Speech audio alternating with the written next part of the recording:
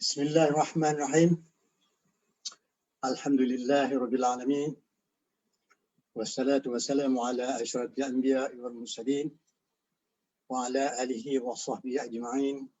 Assalamualaikum warahmatullahi wabarakatuh. Alhamdulillah, hari pagi yang mulia ini iaitu pagi Jumaat. Alhamdulillah, mudah-mudahan kita semua dah selesai oleh sebab Jumaat akan bermula. Sempat kami sini, tempat saya ni tak boleh pergi Jumaat. Jadi Jumaat start ke 1 lebih. Start saya akan cakap beberapa minit. Dan insyaAllah kita harap kita semua ada pun menjalankan ibadah yang mana kita boleh buat. Seperti kita telah membaca surah Al-Kahfi. Kita sudah baca surah Al-Mulk ataupun surah-surah lain. InsyaAllah mudah-mudahan hari Jumaat, meneruskan hari ini, memberi rahmat kepada kita. Mudah-mudahan seluruh hari ini memberi satu kebahagiaan untuk kita di dunia dan akhirat. Dan tentu sekali sahabat-sahabat lain banyak yang telah pun berselawat dan sebagainya. Ini kalau dapat kita menjalankan perkara-perkara macam ini, insyaAllah mudah-mudahan kita semua mendapat rahmat dari Allah. Jadi di pagi Jumaat yang mulia ini, saya memilih nak tajuk yang bersangkutan dengan tajuk-tajuk yang telah saya katakan. Cuma sekali ini cuba memperincikan sebahagian daripada sebahagian. Saya telah pun cakap berhubung dengan listening, developmental listening, global listening, macam-macam listening. Tetapi hari ini kita nak cakap levels of listening. Level ataupun paras-paras ataupun peringkat-peringkat pendengaran. Kalau di dalam buku saya yang dulu yang saya tulis, dalam buku Mudahnya Coaching dan Mentoring ini, saya tulis ada 5 peringkat. Okay? Tapi sini apa yang saya nak terang kat tuan-tuan dan puan-puan ialah daripada satu sudut yang mana kita tanpa kita sedari bahawa sesuatu yang kita mendengar, yang diperkatakan oleh seseorang itu memberi makna.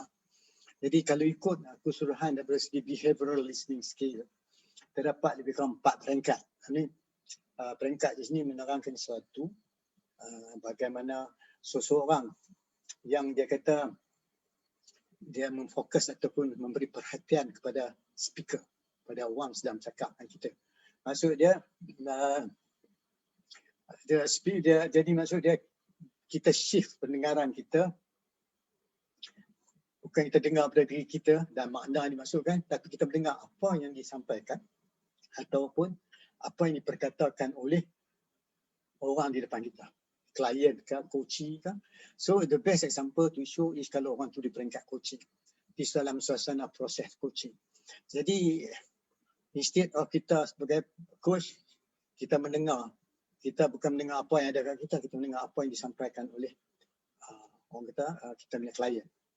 Dan yang kedua, daripada situ juga kalau kita tengok, kadang-kadang bila dia cakap sesuatu, dia mesti relate atau dia hubung kait dengan sesuatu, hubungan. Ini yang kita katakan, kita tengok sama ada dia cakap tu cara superficial ke, betul-betul dia faham ke, ataupun sesuatu yang dia masih ragu-ragu. Atau penyampaian dia. Itu peringkat kedua. Lagi peringkat ketiga, kadang-kadang bila dia cakap, apa yang disambungkan ataupun apa yang di-expand sebutan oleh klien depan kita tu, kita boleh dengar dia cerita macam satu peringkat, satu bahagian. Menunjuk kata dia mempanjangkan, memberi sesuatu yang menyebabkan dia tu boleh bercerita. Jadi dia punya cerita penyampaian dia tu tak terputus. Tuan-tuan, saya beritahu tuan-tuan dan puan-puan yang boleh share lah. Tidak, saya mungkin yang ni pun saya tak record juga. Tengoklah kalau ni mungkin saya masuk dalam YouTube, right? YouTube. Sekarang ni pun banyak yang saya tak save, alright? Jadi dah peringkat ketiga, kita boleh dengar bagaimana dia punya urutan cerita tu dia berkembang. Dan kita tengok macam dia cakap tu, ada banyak lagi yang dah sampai. Sebab itu kalau kita tak mendengar, kita akan sekat ataupun kita block daripada dia berkembang perceritaannya. Sebenarnya level tu kita kena faham. Bila masuk level keempat, kadang-kadang dia cakap sesuatu tu, apa yang dia dengar, apa yang dia rasa, dia open up. Tapi walaupun bagaimanapun, apa yang dia cakap ni mengikut dia punya fahaman, understanding, atau orang katakan senses. Atau dia guna orang kata common sense. Tapi sense ni deria. Dia cakap mengikut deria kemampuan dia. Jadi 4 benda yang saya terang kat tuan-tuan dan puan-puan tadi, saya sudah, dulu saya pernah cakap, ada 4 benda juga bila orang tu bercakap. Satu, dia mencerita konteks, apa dia lalui sekarang. Dan kedua, dia bercakap daripada sudut sesuatu yang dia nampak memberi, orang kata, kebaikan kepada dia. Ketiga, dia mencerita keadaan dia dan ada hubung kait dengan sesuatu. Dan ada hubung kait dengan sesuatu tu, di situ yang ada terselit dan tersirat. Dia nak shift, dia nak ubah daripada satu cerita tu, kadang-kadang maka berlaku yang kita dengar kata loncat dan sebagainya. Itu kalau ada pendengaran yang tajam gitu, insya-Allah kita boleh bantu dia. Dan di samping tu juga kadang-kadang dia mungkin dah sampai satu tahap, tetapi pencapaian dia tu belum lagi stable, dia tak boleh nak sustain. Itu selalunya yang dia memerlukan bantuan. Jadi kalau siapa yang ada buku saya ni, saya ada tulis 5 peringkat pendengaran tu, tuan-tuan boleh tengok. Kalau kita coach yang mendengar ni, kalau kita duduk tunggu nak bertanya, that mean we are not listening. Kita tidak mendengar, tak beri perhatian kepada orang. Saya pun kadang-kadang, kita dah get used, kita, kalau anda semua dah terlatih, kita boleh mendengar walaupun kita fokus ke lain. Itu kalau dah terlatih, dia boleh. Kadang-kadang kalau kita kurang, kalau kita tengok muka dia selalu pun jegir, selalu dia pun dia tak suka, tapi ada teknik. Itu kena belajar advance level. Kita, pandangan kita jauh sikit, tapi tajam fikiran kita, pendengaran kita fokus pada dia cakap. Dan kadang-kadang nak tengok dia, jangan tengok sampai begitu sekali, memang dia pun cerita dia mungkin terbantut. Jadi maka di sini lah skill ataupun keistimewaan dan bagi sesiapa yang ada skill, kebolehan, oleh sebab cara dia cakap menyebabkan kawan yang di depan dia tu rasa kering nak sembang. Yang kedua, selalunya kalau kita tak fokus pada dia, orang yang mendengar tak fokus pada dia cakap, immediately, spontan, dia apa yang dia akan bagi ialah dia pula macam cuba nak bagi pendapat apa yang disampaikan seseorang tu. Bukankah terkejut juga kan tuan-tuan, sebab dia baru nak cerita, kita dah tak bagi ruang, kita bagi sesuatu. Macam kita tak sabar lah, logical thinking kata, oh aku lebih smart pada dia. Bila tuan-tuan coach dengan orang, tuan-tuan berkeadaan begitu, you are no more doing the real coaching yang saya cakap. Maybe to yourself is still coaching, but it's not, because kita dah block dia punya senses. Kita dah block dia punya meaning making. Dia tak sampai peringkat peak penyampaian dia lagi. Sebab kalau dilatih macam banyak yang nak belajar, saya dilatih mendengar. Ya. Tiap-tiap butir perkataan disebut. Saya dengar juga ada orang cakap, oh kita dengar tiap-tiap butir orang tu disebut. Yalah, you dengar apa butir disebut, tapi you tak ada tahu apa pun. Apa you dengar dan sebagainya. Sebab these people dilatih. Nak latih tuan-tuan makan masa. Right? Yang ketiga, kadang-kadang orang macam orang cakap, kalau dia tak latih, macam dia tengok bola sepak. Bila dia tengok bola sepak, dia pula macam arah. Oi, tendang sana, tendang sini. Itu dalam penglihatan dia. Tetapi macam kita, orang yang tak dilatih, bila tak dilatih menjadi real coach, dia tend nak mengajar orang yang cakap depan kita.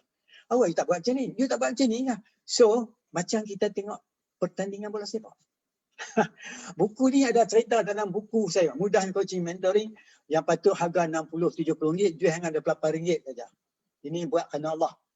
Bukan saya ada untung apa pun. Tak, saya bagi ikhlas. Itu pada 7-8 tahun yang lalu. Saya dah update lah ni, through percakapan dan through training. Buku tuan-tuan boleh baca boleh, tapi perlu anda di-mentor bertubi-tubi oleh orang berpengalaman dalam bidang tertentu. Yang kedua, kadang-kadang bila orang tu mendengar sesuatu, dia akan cuba share apa yang disampaikan melalui pengalaman yang kita lalui. Nampak? So that means apa menunjuk kita duk tunggu dia. Bila dia sampai apa kita join sekali. Alright, tapi kalau dilatih coaching dia ada cara nak mengatasinya. Tapi kalau orang biasa dia buat begitulah. Tapi ada juga setengah orang pakai macam tu. Alright, tapi dia perlu dilatih. Dengan demikian, apa yang kita tak tahu, banyak benda yang kita terlepas daripada dia cakap. Jadi kita macam cerita, dia cerita pasal pergi kursus, kita kata saya pun pernah pergi kursus. Bagus, boleh pakai, that mean berdengar bersama. Tapi jangan immediately, tapi kursus saya, bila tapi itu menyebab dia pun merasa terbantuk sikit. Tapi, jadi kita cuba nak menonjolkan apa pendapat kita dulu sebelum kita mendengar sehabis-habisnya apa yang ingin disampaikan oleh kita punya klien di depan. Right. Yang kedua, yang ketiga, of course lah, kita immediately nak bagi nasihat. Tapi semua ni semua bagus. Boleh. Tapi nak bagi nasihat, bila kita nak bagi nasihat, proses coaching mengikut takrifan, definisi yang dia bagikan dah tak terpakai. Sebab kita dah interfere into dia punya train of thought.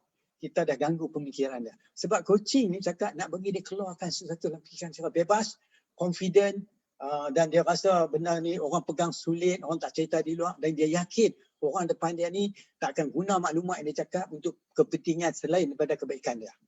Itu dia. Sebab tu perlu dilatih tuan-tuan dan perempuan.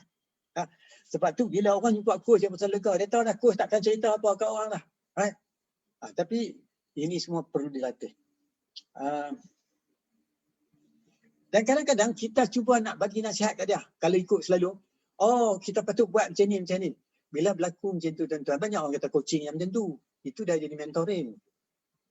Sebab tu masa tu setengah tu berlaku coaching, dia jadi macam-macam topi. Saat jadi coach, saat jadi mentor, saat jadi consultant. Cuma dia goes sekali. Masing-masingnya definisi lah, masing-masingnya pendapat lah. Saya tak boleh buat apa. Sebab kalau kita buat coaching tu, orang tu memang dia seronok nak jumpa dia. Walaupun dia bayar, dia berasa berbaloi dia bayar. Dia kata, saya rasa comfortable lah. Itu kata good listener make a lot of difference. Jadi peringkat yang keempat, yang ni yang perlu dilatih. Mendengar dengan banyak bertanya, nak memahami apa yang orang kawan depan kita tu cakap. So level ni yang saya terang kat tuan-tuan ni biasa punya. Saya sentuh sikit dalam developmental listening yang saya terang semalam. Right? Jadi bila dia cakap macam tu, baru kita rasa, boleh tak you cerita lanjut lagi. Jadi kita menggalakkan, tell me more what you know. Itu dia kata pendengaran yang memang bertanya dengan arti kata membenarkan orang tu, dia punya minda terbuka, dia cakap reda dan ikhlas mencerita sesuatu tanpa ada kesangsian, dia yakin. Right? Dan last kali mendengar dengan kata dengan penuh hikmah, dengan ilmu lah. Ataupun kata gerah hati dia dengar kau ni macam risau. Dia ni cerita macam seronok. Gerak hati tu maksud saya. Saya dengar macam you cakap ni memang you excited dan you memang berminat dalam bidang ni. Sebab cara you ceritakan, saya boleh mendengar urutan satu tingkat ke satu tahap yang mana Tuan cakap sekarang ni Tuan untuk mencari perkataan-perkataan tertentu nak menzahirkan apa yang Tuan rasa, apa yang Tuan melihat, apa yang Tuan Tuan ingin sampaikan. Itu dah memang tinggi lah. Jadi ini yang saya tunjuk keseluruhan dia. Tetapi satu sudut lagi, kita tahu kadang-kadang orang tu bercakap sudut pandangan dia sahaja. Itu kena dilatih. Dia ni, dia nak orang tu penting dia pada dia, bukan penting pada orang lain. Tapi kalau orang tu keseluruhan cara hidup dia macam tu, cara bercakap dia macam tu, dan susah tuan-tuan nak coach dia. Sebab dia takkan terima apa saja dia kata, I am right. Itu dia kata, two world, hypothesis, dua dunia. When saya kata A, semua mesti kata A. Tapi kalau I kata A, you kata B, then no good. So dia nak kita ikut dia. Dia kata A, kita A. Kalau orang macam tu, you cannot coach. Sebab tu kita dilatih. Orang siapa yang tak boleh coach, siapa yang tak boleh coach. Orang macam mana kita mudah coach, orang macam mana susah coach. Macam mana kita kata coachable. Coachable ni cukup luas tuan-tuan dan puan-puan. Setengah orang nampak macam susah, tapi coachable. Sebab dia punya perkataan yang kita tidak ada makna. Kita tak tahu apa yang dimaksudkan. Saya hari ni, saya boleh lah nak cepat awal sikit pasal hari ni Jumaat. Alright. Kalau siapa ada komen, silalah. Okey, nanti saya tengok di sini ada siapa komen. Oh, terima kasih yang datang. Cik Samsul. Wah, ada komen. Nanti saya baca. Terima kasih Cik Ahmad Osman dan Cik Syahrum. Terima kasih Syahrum. Ini daripada Perak ada. Daripada KL pada. Alhamdulillah. Ini yang dikomenkan oleh Cik Samsul. Bagaimana boleh dilakukan oleh coach bila klien tidak mampu menghubungkan? Soalan dia bagus. Alright. Tapi soalan ni kalau ikut dalam pahaman general yang dia sebut ni, boleh saya cerita. Jadi dia tanya macam mana kita nak hubungkan sekiranya klien tak mampu. Jadi nak hubungkan itulah tuan-tuan dan puan, kena dilatih. Bukan minta teka-teka saja. Orang dah beribu jam, dia boleh ada gaya bertanya menyebab dia tak akan hubungkan. Tetapi selepas dia cakap, berkemampuan orang yang mendengar tu hubungkan antara satu dengan lain. Setiap satu sebutan yang dia sampaikan, walaupun perbezaan macam mana pun, dia tetap ada common ground. Dia tetap ada persamaan. Maka di sinilah coach Cik Samsul, dia akan pergi pada peringkat tahap di mana bahasa apa saja yang ada persamaan maksud yang disampaikan. Maka di situlah membantu dia untuk menghubungkan yang mana dia tak mampu. Itulah skill seorang coach. Ya, itu soalan ni very deep. Alright, very good. Saya tahu kalau tuan-tuan nak tanya lagi, hubungi tanya, mungkin petang nanti saya sambung balik. Dan Samsul cakap lagi, menghubung kait elemen dalam kata-kata mereka. Ini dah saya jawab. Hubung kait elemen dalam kata-kata mereka. Apa yang dia katakan tu, dia ada perbezaan, dia ada common ground. Tetapi kebanyakan orang tak boleh detect dia common ground. Itu common ground, persamaan. Walaupun kita berbeza macam mana pun, insyaAllah, kita manusia, persamaan dia. Walaupun kita berbeza dengan Malaysia sekalipun, bila pilot negara, kita orang Malaysia. Itu persamaan dia. Macam mana Cik Samsul? Boleh tangkap sikit Cik Samsul maksud saya. Jadi, level-level listening skill ni terletak kepada orang yang mendengar. Tapi kalau dia mendengar apa saya sebut tadi, that means dia ada terlatih. Dan yang saya sebut tadi tuan-tuan, memang nak cakap senang lah. Cuba you cakap dengan seseorang, cuba buat tengok dari depan saya.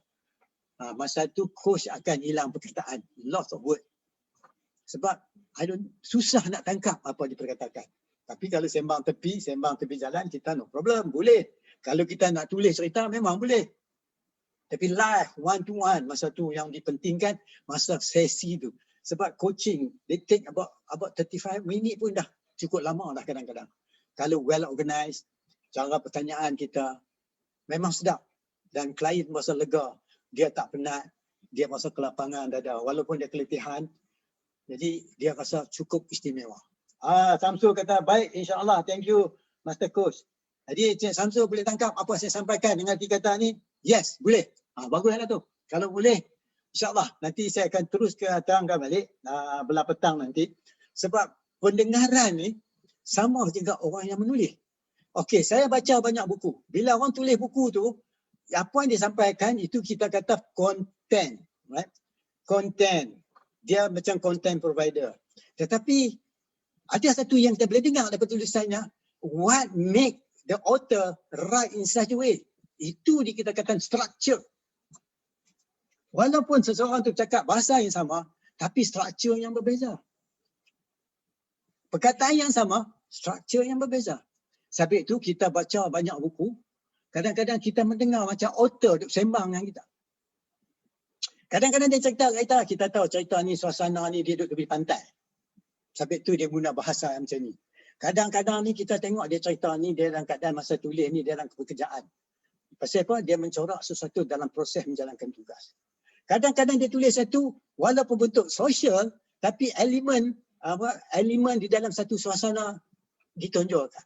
Sebab cara bahasa diubah, cara bahasa digubah, menzahirkan siapa yang sedang berkata-kata. Begitulah juga dalam coaching. Sebab tu bila kita minta seseorang menulis sesuatu, saya tak pakar menulis, tapi that's how I can listen. From there, immediately we can ask some question that he will clarify further. Sebab tu apabila orang bercakap sesuatu, datangnya bayangan. Internally generated mirage. Jadi bila internally generated mirage, kadang-kadang kita tahu dia cerita ni dia dalam keadaan tak berapa clear. Sebab tu banyak buku yang kita baca dalam bentuk topik yang sama, ditulis berbagai-bagai author, berbeza pendapat, berbeza tekanan, berbeza fokus. Sebab intention satu, fokus attention satu. Alright. Intention dia long term, intention dia jauh long term, focus of attention is now. So memang itu kita deep listening skill. So sebab tu kita boleh mendengar perkataan yang sama menzahirkan kepada kita, yang berkata kepada kita itu ialah orang-orang yang tertentu. Kadang-kadang kalau orang, banyakkan kita tengok tulis ini kalau orang biasa tak boleh tulis. Sebab ini memerlukan skill. Kadang-kadang satu statement tu dia cerita kebanyakan transformational. Tetapi setengah orang dia tulis dengar macam transformational. Tapi kita baca semua tu hanyalah konteks saja. Contextual, bukan transformational. Setengah orang dia tulis, kita baca ini berbentuk proses dalam tulisan. Tetapi elemen keseluruhan dia, background dia masih konteks. Tetapi dalam tu ada contact relationship. Tetapi tulisan yang bentuk transformational memang susah nak faham kalau tak dilatih. Sebab dia pangkai sampai satu peringkat. Setengah orang baca tak, kita pegang buku, kita baca macam kita tak faham apa dia tulis. Ni kita It's not our level to understand it. Sebab tu setengah benda kita nak belajar kena ada orang yang mengajar kita. Kalau kita tak dilatih, then kita take things for granted. Fahaman dia tinggi, tapi oleh sebab kemampuan kita nak memahami itu, dia terhad mengikut kemampuan diri kita. Jadi, begitulah tuan-tuan dan puan, lagi banyak kita belajar, lagi cuba kita memahami, maka kita akan jumpa lah orang kata berbagai-bagai suasana nak membantu. Sebab tu kalau tuan-tuan tengok, ikutilah kadang-kadang sahabat-sahabat yang bagi talk di Facebook ni, some are very interesting, good to listen, alright? Kita ada banyak pakar dalam tulisan, pakar dalam penceritaan, semua pakar. Jadi bila kita mendengar macam tu, kita dengar, oi, bagus. Because kita nak belajar, kita terbuka, kita menerima apa yang diberikan.